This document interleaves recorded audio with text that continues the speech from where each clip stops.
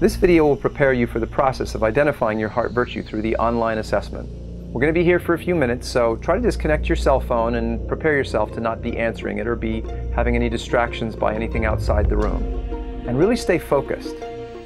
The first diagram is about how our behaviors come from our beliefs.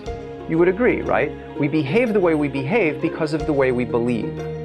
And our beliefs come from our values. Whatever's most meaningful to us dictates our beliefs, which is dictating our behaviors.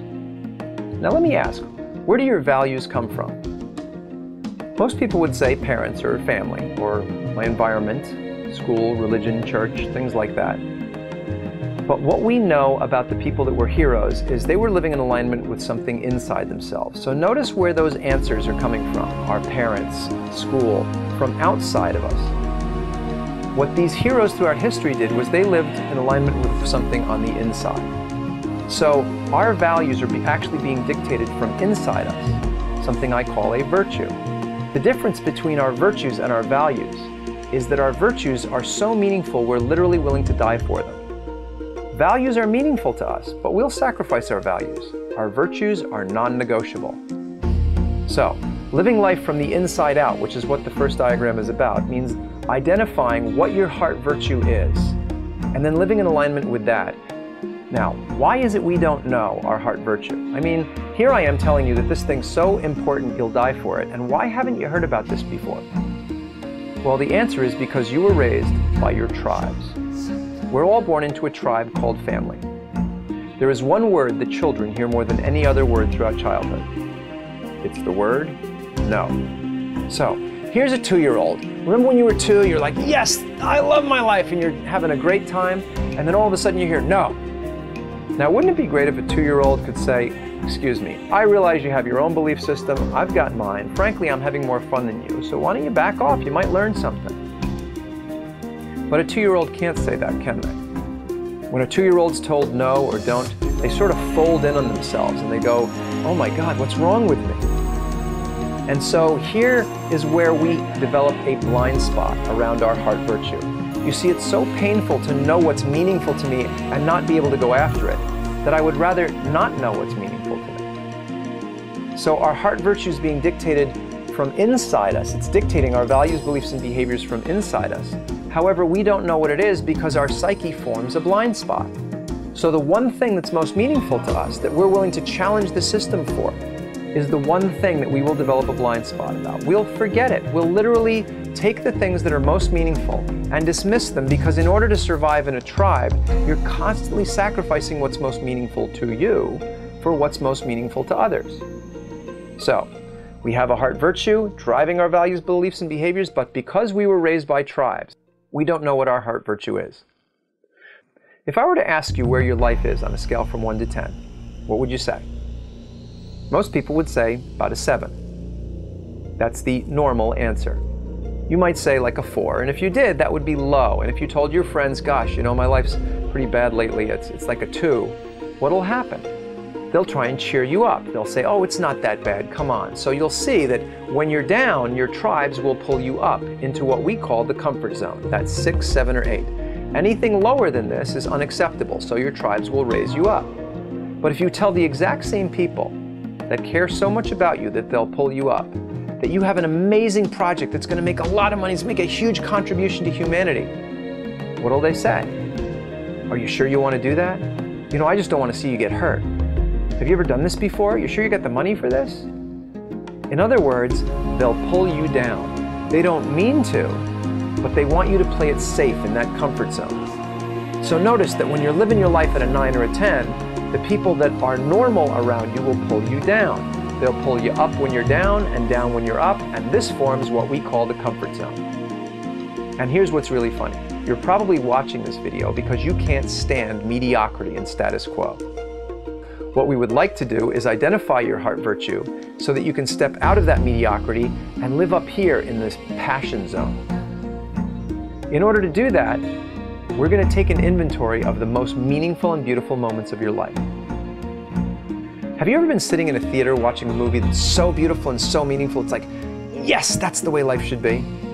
Rush of love goes up through your body and you have tears running down your cheeks and goosebumps all over your arms?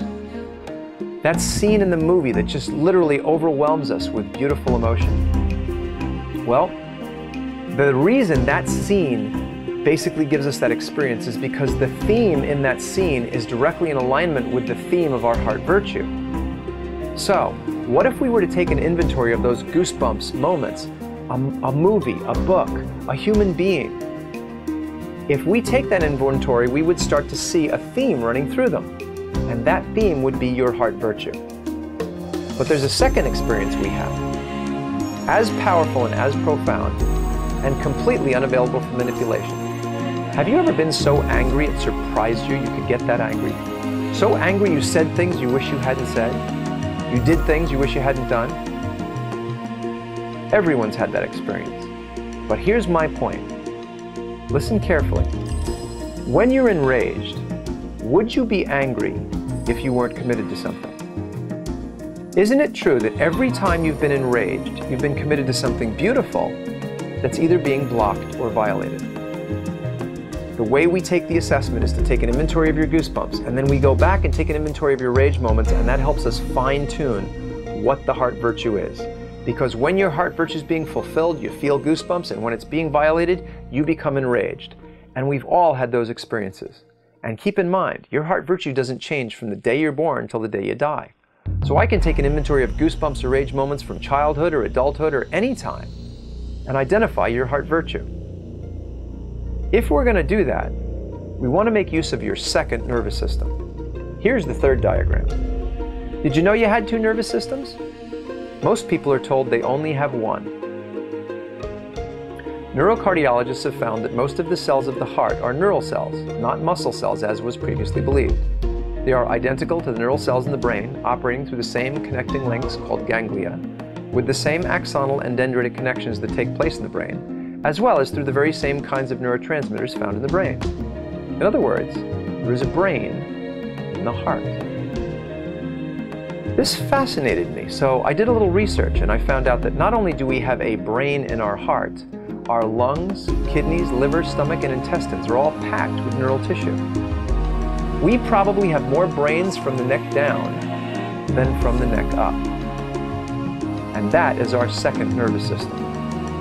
Your second nervous system communicates through blood and through fields.